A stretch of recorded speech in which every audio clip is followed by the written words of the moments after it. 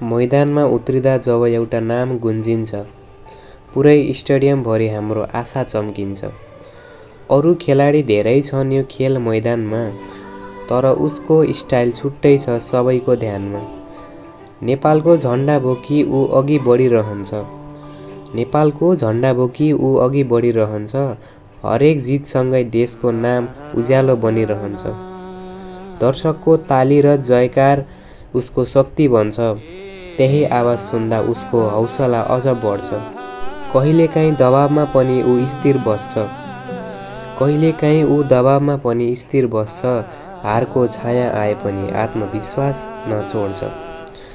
उनी खेल्छन् केवल खेल होइन, सपना पनि जिउँछन्। उनी खेल्छन् केवल खेल होइन, सपना पनि जिउँछन्। नेपालका हजारौं मनहरू उसमै विश्वास राख्छन्।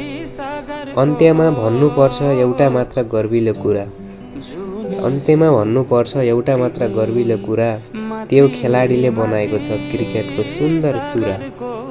सन्दीप लामिछाने।